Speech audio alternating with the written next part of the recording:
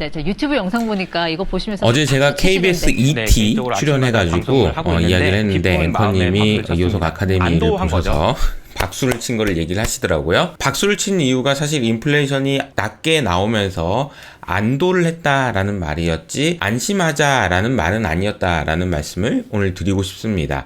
오늘은 어떤 리스크가 남아있는지에 대한 이야기입니다.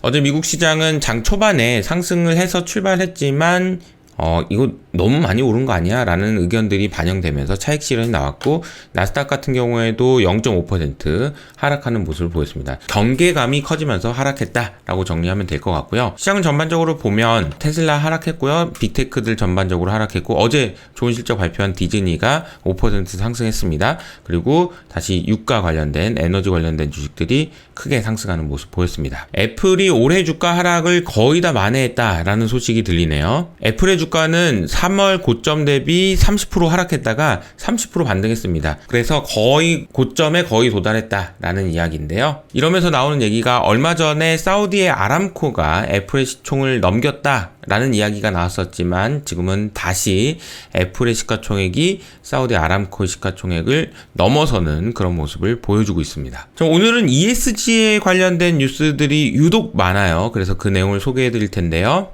ESG ETF로 자금 유입이 감소하고 있다라는 소식입니다. 2020년, 2021년 블랙락을 중심으로 ESG 붐이 일어나면서 ESG로 돈이 정말 많이 들어갔었는데 올해는 ESG로 돈이 거의 안 들어가고 있다라는 소식이네요. 이러다 보니까 어떤 내용들이 나오냐면요. ETF에 반대하는 Anti-ESG ETF가 이번 주 화요일부터 거래되기 시작했습니다. 첫날 거래에서 2,700억 불 정도가 거래가 됐고요. 최근 ESG ETF로는 돈이 안 들어오고 Anti-ESG ETF가 생긴다라는 말이 나오고 있는 상황입니다. ESG 채권에 대한 의구심도 커지고 있습니다. ESG 채권이라는 거는 결국 나 ESG 잘했으니까 돈 싸게 빌려주세요 라는 건데요. 문제는 뭐냐면은 야 이거 하다 보니까 ESG 채권 발행 받으면 또 막 이것저것 조사받고 힘들어 귀찮아 그거 뭐 금리 얼마나 더 싸게 해준다고 나 안 해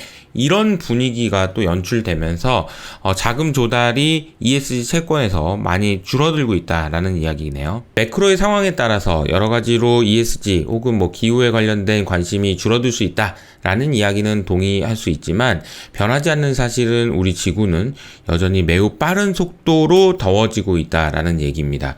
지난 25년간 남극의 빙하가 12조 톤이 감소했고요. 이건 기존 추정치의 2배의 속도입니다. 이 말은 어떤 거를 의미하냐면요. 우리가 늘 얘기했던 티핑 포인트에 이미 도달했을 수도 있다라는 말을 의미해서 저도 오늘 특별히 북극곰 옷을 입고 왔는데 이 문제를 해결하기 위해서 여러 가지로 지혜를 모아야 될 때라는 생각이 듭니다. 자, 천연가스 가격이 어제 또 다시 7%나 상승했습니다. 구리 가격도 FOMC 회의 이후로 반등하고 또 반등하는 모습 보여주고 있습니다. 유가도 어제는 3% 정도 상승했는데요. EIA와 오펙에서 내년 수요 전망이 나왔기 때문인 것 같습니다. 그런데 그 내용에서 핵심은 이건 것 같아요.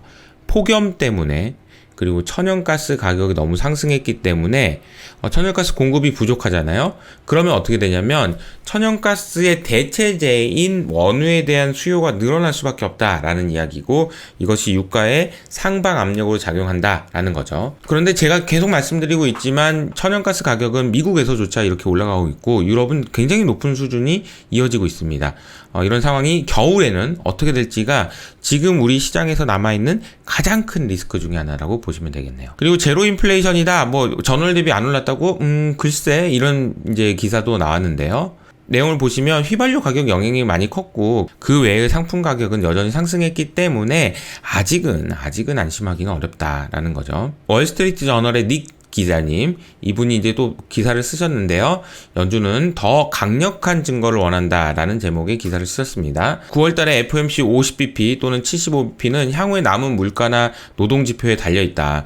아직은 예단하긴 어렵다라는 이야기고 물가 압력 둔화 중이라는 더 강력한 증거를 보길 원할 거다. 블라드 총재도 방향을 변경하기 전, 피보팅하기 전에 더 명확한 증거를 보길 원한다라고 이야기를 했습니다.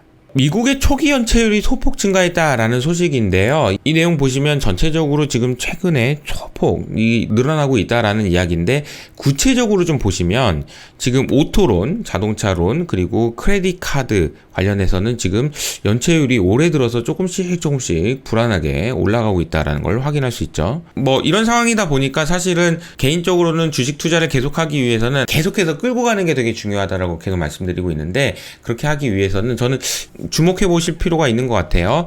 이 그림은 빅스 지수입니다. 5월 달부터 지속적으로 하락하면서 어제도 또 하락해서 20 이하로 내려갔는데요. 그러다 보니까 이 관련된 ETF도 2020년 이후로 계속해서 하락하고 있습니다. 이런 것도 한번 여러분들이 생각해 보실 필요가 있다라는 생각이고요. 주식을 많이 들고 있는 분이라면 이런 상품도 해지를 위해서 고려해 보실 필요 있다라는 생각입니다. 주요 단신으로 넘어가겠습니다. 뉴질랜드 주택가격이 11년 만에 하락했다라는 소식입니다. 내용도 중요하지만 7월 부동산 가격이 2.9% 하락했다라는 내용도 중요하지만, 뉴질랜드 중앙은행이 올해 부동산 가격을 8.2% 하락할 거라고 봤다는 것도 좀 놀라운 사실인 것 같아요. 전년 대비 부동산 가격이 2.9% 하락했다라는 소식이고요. 미국의 생산자 물가지수가 발표됐는데 9.8%, 8개월 만에 10% 아래로 떨어졌다. 사실 이게 너무 높은 수준에서 떨어진 건 맞지만, 사실 9.8%도 상당히 높은 거라는 걸 또 잊으면 안 되는 것 같아요. 지난달 대비로는 파란색 선인 지금 내구재 가격이 크게 하락했다 라는 소식이고요. 전년 동기 대비로도 꾸준히 하락하는 모습이네요. 미국의 신규 실업수당 청구 건수는 이게 매주 발표되는 거거든요. 근데 이분 얼굴이 없네. 26만 건으로 올해 들어서 최고치를 기록했고, 추세를 보면은 계속 4월 이후로 계속 상승하고 있다. 뭔가 안 좋아지고 있기는 있구나 라는 걸 알 수 있는 그런 뉴스가 되겠습니다. 이더리움 머지가 뭐지? 이거 제가 여러 번 말씀드리긴 했는데요. 인포맥스에서도 기사가 나와서 이더리움이 시스템 업그레이드 성공적 테스트를 해서 2개월 내 최고치를 기록했다라는 이야기가 나오고 있는데요. 이 내용을 이해하시기 위해서는 어제 제가 말씀드렸던 이 영상을 참고해 보시면 좋을 것 같아요. 윤수목님의 설명인데, 이더리움이 POW라는 방식에서 POS라는 방식으로 전환하려고 합니다. 9월 달에. 이 이벤트가